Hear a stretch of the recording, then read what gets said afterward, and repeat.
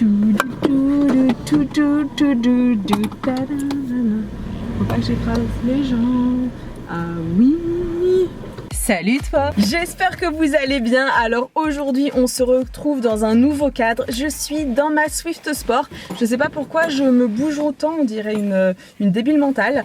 Bon alors mes warriors, aujourd'hui c'est une vidéo que vous m'avez demandé en live Instagram. C'est mes pires accidents de voiture. Alors déjà ce qu'il faut savoir c'est que dans cette voiture là, j'ai pas eu beaucoup d'accidents. Je crois que le dernier accident que j'ai eu avec cette voiture, j'étais avec mon ex. Donc il était là, il était avec son McFlurry M&M's chocolat et moi en gros il m'a pas pris le parfum que j'aimais, donc on a commencé à se prendre la tête et en gros il a reculé pour sortir de la place, sauf que derrière il y avait une bite. Voilà, je vais vous montrer l'état de la voiture. On fait une vidéo dynamique aujourd'hui, j'espère que tu vas pas avoir la nausée. Attends, je te montre l'état du truc parce que je l'ai pas encore fait réparer. Depuis le pare-choc est comme ça, faut que je le fasse réparer absolument. Mais ouais, ça coûte tellement cher parce qu'il faut que je refasse tout le bas de caisse quoi. Alors maintenant accroche-toi, je vais te donner les 4 intitulés des accidents dont on va parler. Alors le premier accident, c'est un accident, on va dire c'est mon accident le plus grave, celui qui m'a le plus choqué, marqué. Le deuxième accident, c'est l'accident avec une copine. Voilà, l'accident qui est un peu improbable. En gros, je sais pas qui fait ce genre d'accident. Le troisième, c'est l'accident mythique. Genre, voilà, c'était le club de rencontre. Restez, vous allez être choqués. Et le quatrième, c'est l'accident dû aux réseaux sociaux. Voilà, merci l'année 2015. Vous allez voir, préparez votre popcorn parce que aujourd'hui on y va, on balance. Alors le premier accident, donc c'est l'accident le moins, on va dire, le moins drôle, mais j'avais aussi envie de vous en parler parce que c'est très important. Quand vous êtes au volant, faut vraiment être concentré, ne pas se faire, comment vous dire, alpaguer par ses problèmes et être en fait distraite tout simplement, ou être trop en train de ruminer. Donc moi l'accident dont je vais vous parler, c'est l'accident qui a coûté la vie carrément à ma première voiture. Je parle de ma première voiture comme si elle avait été vivante, mais je sais pas, c'était genre mon bébé. En gros j'avais une 206 rouge et je sortais des impôts, j'étais très en colère par rapport aux impôts parce que en gros si vous voulez, quand je suis allée à l'accueil, la nana elle a hurlé mon numéro de téléphone dans toute l'assemblée. Il y a un mec qui l'a noté et qui venait de m'envoyer un message et je me suis dit mais elle est sérieuse quoi. Bref, et du coup j'étais en train de ruminer en me disant mais quel manque de professionnalisme, et puis voilà, j'étais en colère. Et en fait je regarde en face de moi et je vois une voiture qui est à l'arrêt et c'était juste une voie, il n'y avait que 2 voies, vous voyez, c'était comme ça.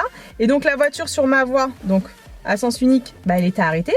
Et je me dis mais elle est sérieuse, et c'est vrai que j'avais pas de visibilité, donc c'est mon erreur. Quand tu n'as pas de visibilité, normalement tu ne t'engages pas. Mais vu que dans la ville où j'habitais avant, qui commence par un A et qui finit par un L, c'est toujours le bordel, je me suis dit vas-y, elle doit encore faire sa vie celle-là, je la double. Sauf que oh là là, je n'aurais jamais dû. En fait ce qui s'est passé, c'est que j'ai fait un face à face avec un semi-remorque. Oh les gars, ça a été fatal. Donc l'airbag ne s'est pas déclenché. J'ai fait le coup du... Donc l'airbag ne s'est pas déclenché, ça m'a fait le coup du lapin. Je me suis retrouvée avec une minerve et j'ai carrément eu en fait une entorse du rachis cervical. J'ai été suivie pendant plusieurs jours pour vérifier que j'avais pas une commotion cérébrale parce que ça a été vraiment violent. Et c'est comme ça du coup que j'ai perdu ma première voiture. Donc surtout si un jour vous passez le permis ou si vous avez le permis, mais genre ne soyez pas dans vos pensées. Ça vraiment c'est la pire chose. Tu sais, tu viens te disputer, t'es en colère. Alors je vous parle pas que forcément qu'il ne faut pas être au téléphone. Vraiment du moment où tu es là, tu es posé, tu es au volant, faut être concentré au maximum sur la route et puis finalement ne pas être très pressé parce que voilà, moi pour gagner 10 secondes là à doubler une voiture, je me suis tapé un semi-remorque. Je sais pas pourquoi, mais il y a ma veste en cuir là qui est en train de couiner, ça m'énerve. Attendez, on se déshabille. Mettons-nous à l'aise, faisons comme à la maison. De toute façon, on est comme à la maison, t'es dans ma voiture. Deuxième histoire. Alors cette histoire-là, si tu as vu la vidéo de l'amitié que j'ai faite pour fêter l'anniversaire de mon Noria, de ma meilleure amie, je te la mets juste ici. Si tu l'as pas vue, tu vas savoir de quoi je parle. En plus, c'est cool parce que c'est une vidéo. Il y a 2 jeunes filles qui vont passer, donc ça va peut-être être malaisant. Ils vont passer, on va peut-être les laisser passer. Vous savez que c'est pas si évident que ça de filmer en public, hein. Moi, je préfère aller sur plateau télé qu'en public parce qu'en public, les gens ils te regardent un peu en mode elle est sérieuse celle-là. Du coup, l'accident dont je vais vous parler maintenant, je pense que c'est l'accident le plus improbable. En gros, j'avais eu un accident. Le garage m'avait prêté une voiture de prêt, juste le temps qu'il répare ma voiture. J'étais avec mon Auria. Amy et sa poisse, Auria et sa poisse, bah les deux réunis forcément. Et donc on va en direction du garage pour que je leur rende la voiture de prêt et que je récupère la mienne. Non mais c'est pas là qu'on se fait percuter par un bus. On est en train d'avoir un accident. Là il y a un bus, il y a... Je peux rien faire. Je fais quoi? C'est hallucinant. Faut pas qu'il recule sur moi. Arrête, je veux sortir, J'ai trop peur. Moi, je vais pas être... Tu veux on sorte? Viens on sort. Attends. Non, il me recule hein. Bougez pas. Si, moi j'ai peur hein. Et s'il recule on est tamponné hein. Ouais bah viens on descend. Non mais on descend. Non mais attends moi si on descend non, mais ça va ouais. Donc comme vous pouvez le voir, un sketch. C'est-à-dire que le bus, il est arrivé, il a tracté la voiture. Il s'est dit non, moi j'ai pas le temps, je t'embarque. Non mais c'est pas franchement pas de chance. J'étais à même pas 100 mètres du garage, je me suis fait défoncer la voiture de près. Du coup là, je suis en train de me dire que je me suis quand même tapé dans ma vie un semi-remorque et un bus. Putain, pourvu que je me tape jamais un avion. Non mais moi je me tape des barres toute seule, hein. Je crois que le confinement ça m'a pas réussi, j'ai l'impression d'être encore plus folle qu'avant. Vous me direz dans les commentaires ce que vous pensez de mon état mental. Est-ce que vous trouvez que ça s'arrange depuis que j'ai repris les vidéos ou c'est un peu border? Bon, on continue, on va passer au troisième accident et je compte sur toi si tu es encore là et que tu ne l'as pas encore fait pour mettre un petit pouce vers le haut, c'est très important et ça m'encourage énormément à continuer. Alors le troisième accident, là c'est l'accident, voilà, c'est mythique le truc, tu sais pas pourquoi, genre cet accident mais comment ça m'a mis les nerfs, mais genre les nerfs, attendez je sais, je vais vous faire la scène. Alors, je suis dans ma voiture, je suis en mode été, d'accord, c'était l'été. Je porte mes petites lunettes, voilà, en mode la meuf en belle gosse, tu vois, je suis là. Donc vous voyez le cadre, on est là. On est au feu, je vois le mec derrière qui fait des signes et tout, je lève la tête, je regarde, je me fais ouais il est chelou ce mec là. Je fais genre que tout va bien, je remonte un petit peu le son, voilà machin. Le feu passe au vert, hop j'accélère, j'avance et hop nouveau feu devant moi et de nouveau rouge. Donc là je m'arrête et c'est pas que là, au moment genre où je m'arrête, le mec derrière, eh ben, il rentre dans ma caisse. C'est-à-dire que le mec ne s'est pas arrêté, il s'est arrêté dans le cul de ma voiture. J'avais le démon. Là, à partir de là, j'avais le démon. Donc je fais quoi? Bah obligé d'aller mettre sur le côté, obligé d'aller lui parler. Donc je vais me garer un petit peu plus loin. Et là, le mec me dit je suis vraiment désolée, mais j'ai été éblouie, vous êtes magnifique, je voulais avoir votre numéro de téléphone. Non mais à quelle heure tu crées un accident de voiture pour avoir le numéro d'une nana ou le numéro d'un mec? Rassurez-moi, vous avez jamais fait ça quand même. Mais à qui ça peut arriver ce genre de choses? Donc je compte sur vous dans les commentaires. Soyez solidaires. Est-ce que ça vous est déjà arrivé? Alors autant vous dire que le mec n'a jamais eu mon numéro de téléphone. La seule chose qu'il a eu c'est ma colère. Je lui ai dit que c'était ridicule, qu'on ne rentrait pas dans le cul des filles pour avoir leur numéro de téléphone. Le cul des filles. Dans le pare-choc arrière de la voiture d'une fille. C'est mieux dit comme ça. Oh my god. Dans le pare-choc arrière de la voiture d'une fille pour avoir son numéro. Bon, je vous cache pas non plus que c'est vrai que le mec ne me plaisait pas. Sur un malentendu, voilà, s'il avait été musclé, beau gosse, grand, bref, je suis en train de vous dire mon style de mec, peut-être que là, éventuellement, non c'est sûr, je lui aurais filé mon numéro et puis je me serais dit, waouh, c'est tellement romantique. Mais là, clairement, le mec était pas du tout à mon goût, donc non quoi. C'est vrai que comme ça fait un peu superficiel, mais voilà, j'aurais pu faire la rencontre de ma vie en accident, eh bien non, le sort en avait décidé autrement, il fallait juste niquer ma voiture. Merci, merci.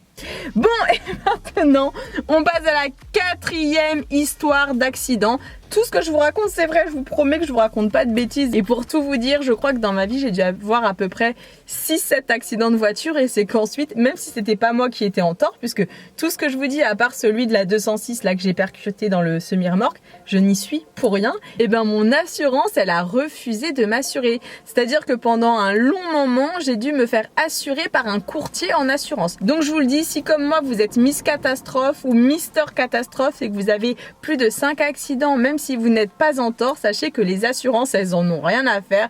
Que tu sois en tort ou pas en tort, plus de 5 accidents, c'est ciao, merci, au revoir. Passons à la 4e histoire.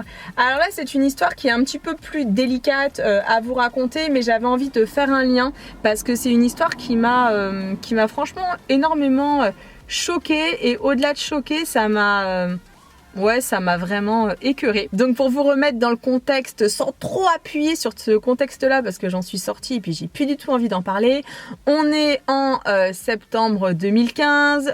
Je viens de péter les plombs en vidéo parce que j'en ai eu marre de, comment vous dire, de l'hypocrisie ambiante sur YouTube, des faux semblants et surtout des menteurs. Et donc je pète les plombs, je fais une vidéo et là, en fait, le carnage. C'est-à-dire que là, les gens n'ont pas compris que YouTube, c'est un média où tu dis ce que tu penses, mais personne n'est là pour se tuer. Et ce qui s'est passé, c'est que le lendemain ou quelques jours après, je sais plus exactement, j'ai plus les dates en tête. En tout cas, je me suis fait défoncer la Swift. Donc la voiture que j'ai aujourd'hui m'est éclatée. C'est-à-dire que je sors de chez moi, c'était un matin, je sais même plus où j'allais, bref.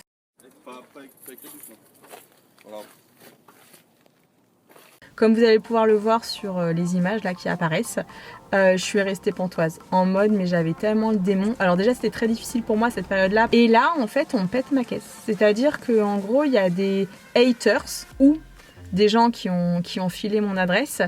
Et les mecs ont éclaté ma voiture. Mais en fait, à quelle heure tu éclates une voiture? Et c'est là que je me suis rendu compte à quel point en fait Internet pouvait être dangereux, parce que au final, tu vois, t'es là, t'es posé, là je suis dans ma voiture, je suis en train de discuter avec vous. On est genre entre potes, on est en train d'échanger. Je sais que la plupart d'entre vous, vous êtes bienveillants, mais il y a une minorité, ça peut être même que 1% on va dire de personnes qui sont des haters, qui sont des personnes mal intentionnées. Et le souci c'est que, imaginez sur 1000 vues, t'as 10% de haters, ça fait 100 personnes qui ne t'aiment pas. C'est-à-dire que 100 personnes peuvent avoir envie de te faire du mal. Donc imaginez en 2015, avec toute la médiatisation que j'avais, le nombre de vues que je faisais, le pourcentage de haters par rapport à mes vues, c'était un truc de fou. Et je me suis dit quand même, c'est ouf d'en venir à péter ma caisse. Alors je vous cache pas qu'à cette période-là, j'avais des menaces de mort, enfin je vivais un vrai cauchemar. Et si je vous en parle aujourd'hui donc de cet accident, c'est pas du tout pour me faire plaindre ou rouvrir des dossiers, parce que clairement tout est clos, fermé, scellé et c'est terminé. C'est juste pour vous dire, parce que vous êtes beaucoup à me dire j'ai envie de me lancer sur YouTube, vous dire que faites très très attention si un jour vous vous lancez, surtout si vous êtes mineur, parce qu'en fait tu sais pas qui te regarde. Tu vois là, moi je te parle, toi t'es peut-être une gentille personne, mais peut-être que l'autre personne qui regarde de son autre téléphone c'est une mauvaise personne et qu'elle aimera pas ma tête. En fait on peut pas plaire à tout le monde, et en même temps plaire à tout le monde c'est plaire à n'importe qui. Donc voilà, c'était le 4e et dernier accident dont je voulais vous parler. Je sais pas quel est votre rapport avec votre voiture, mais genre moi je la kiffe trop ma voiture, même si là j'avoue faut vraiment que je la lave, la pauvre. Mais avec le confinement, là maintenant on est déconfiné, mais je sais pas vous, mais même si je suis déconfinée, je ne sors pas beaucoup. Et pour tout vous dire, c'est que là je sors d'une visite d'un appartement, puisque je suis en train de chercher, comme je vous l'ai dit dans la vidéo où je faisais mon grand chit-chat, rangement, maquillage, effets spéciaux, j'hésite entre la maison et l'appartement. Et là j'ai visité un appartement, il était pas mal. Par contre j'ai perdu mes fossiles en même temps, ils se sont juste décollés. Donc j'espère que ça se verra pas trop à la caméra parce qu'il me manque de l'eyeliner. Mais j'avais la flemme de remonter pour redescendre, parce qu'entre temps il faut se laver 3-4 fois les mains, mettre le gel hydroalcoolique. À force de mettre du gel hydroalcoolique, je vais finir à avoir des moignons à la place des mains. Donc voilà, je me suis dit allez, c'est pas grave, vous ne m'en voudrez pas, ça se voit peut-être pas trop. Bon bah écoutez, j'espère que cette vidéo vous a plu. Pour moi c'était vraiment un kiff de vous la tourner. J'ai l'impression que j'ai encore parlé très vite. En fait, quand je suis en mode passionné, en mode raconte ta life, mais j'ai un débit de parole, c'est une catastrophe. Donc dites-moi dans les commentaires si j'ai parlé calmement ou c'était un petit peu trop rapide. Et puis si t'es tout nouveau sur cette chaîne, si tu n'étais jamais tombé sur cette tête et que tu as envie de continuer à suivre mes aventures, clique, je crois que ça sera pas... Non, ça sera par là. Tu as le petit bouton s'abonner, clique dessus, surtout active la petite cloche, et si tu es abonné, vérifie que la petite cloche est bien activée, c'est-à-dire que tu reçois bien toutes les notifs, parce que voilà, YouTube et les notifications, ils sont pas très au point, et surtout pour moi qui suis une vieille chaîne qui qui était un peu partie à un moment et qui suis en train de revenir. Je suis comme ça, tu sais. Genre j'ai sorti, attends je te montre. Genre j'ai sorti les rames et on pagaille, et on pagaille. Non, je vous jure, le confinement, ça a pas eu des aspects très positifs sur mon cerveau. Bon, allez, sur ce, je vous laisse ce coup-ci. Je vous envoie un immense gros bisou.